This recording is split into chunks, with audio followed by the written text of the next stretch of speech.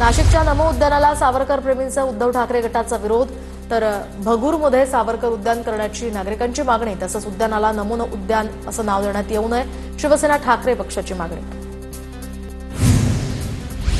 अहिल्यानगरमध्ये जामखेडच्या आमसभेमध्ये रोहित पवार अधिकाऱ्यांवर संतापले. पैसा तुमच्या बापाचा नाही, माज दाखवू नका, असा कामचुकारपणा करत असाल तर शेण थापा, रोहित पवार आक्रमक.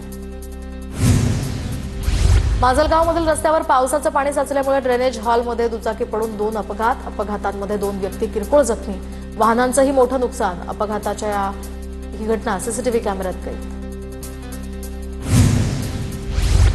लातूरमध्ये कारनं जीपला कट मारल्याच्या कारणावरून एकाची चक्क हत्या. अनमोल केवटे असं हत्या झालेल्या सोलापूरच्या तरुणाचं नाव. अनमोलवर सोलापुरात अनेक गुन्हे दाखल, तडीपारीची ही कारवाई.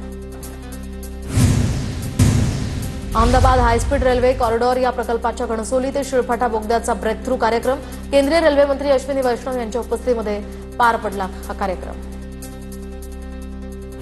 यवतमाळ तालुक्यातल्या वरुड इजारा या गावातील स्मशानभूमीकडे जाणारा रस्ता फक्त कागदावरच. अपघातात मृत्यू झालेल्या तरुणाच्या अंत्ययात्रेच्यामुळे रस्त्याचं वास्तव उघड.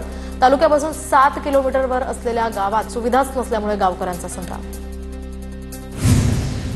अमरावतीमधील शेतकऱ्यांचे नवीन सोयाबीनचे बाजारपेठेत येण्यापूर्वीच दर घसरले, तर प्रति क्विंटल मागे शेतकऱ्यांचे 300 ते 500 रुपयांपर्यंतचं नुकसान. बाजारपेठेत आणल्यानंतर आणखी दर घसरण्याची सुद्धा शक्यता असल्यामुळे सोयाबीन उत्पादक शेतकरी संकटात. नाशिक ते छत्रपती संभाजीनगर राज्यमार्गावरील येवल्यातील खामगाव पाटीवर भीषण अपघात. अपघातात 2 जणांचा जागीच मृत्यू, तर 5 जण जखमी.